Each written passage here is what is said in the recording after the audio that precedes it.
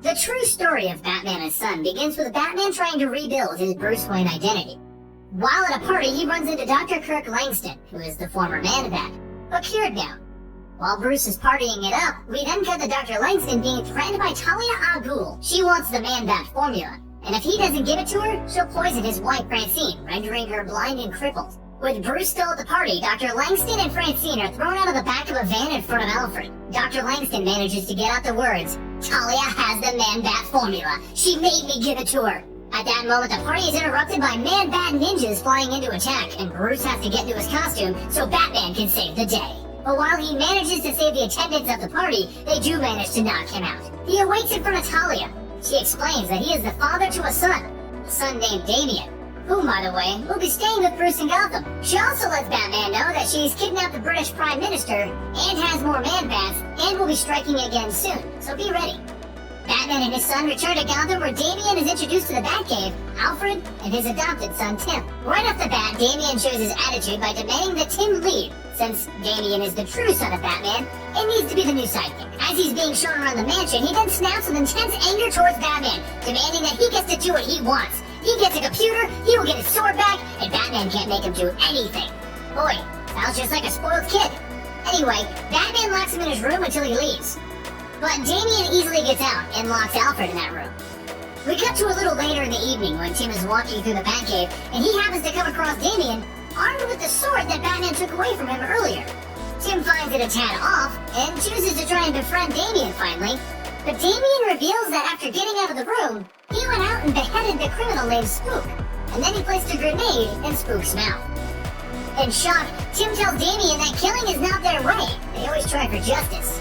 Damian replies by throwing the head at Tim, causing it to explode, and the two go at it right there in the Batcave. Things end with Tim trying to rescue Damian from falling off of the T-Rex, but Damian takes this chance to sucker punch Tim. Tim lies half dead on the ground while Damian walks over and steals Jason Todd's Robin outfit and sets off for Gotham. When he meets up with Batman, the first thing Batman does is ask him, how did Damian get out of the cave undetected? Oh, and by the way, where's Robin? Now, you see, Damian has been raised by the League of Assassins, and as far as he's concerned, the only way that Batman will accept him is if he kills off all potential rivals. This is why he's fighting with Tim. At least Batman knows this early on, since Damian outright tells him he will remove Tim from the picture. Batman frees Alfred from where Damian stuffed him, and they all set out to get Tim all patched up.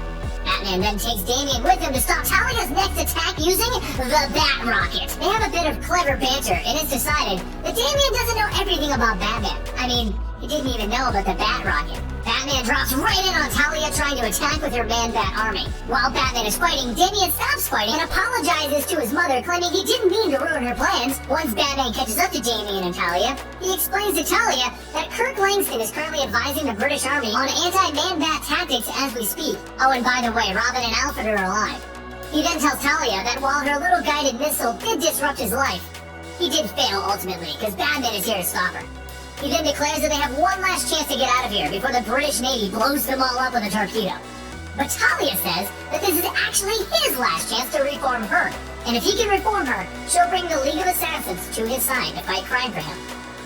Obviously, neither side can convince the other, and Talia says that it's time to go, Damian. Pick me or your father. Damian replies like any child would. Can't we all just live together?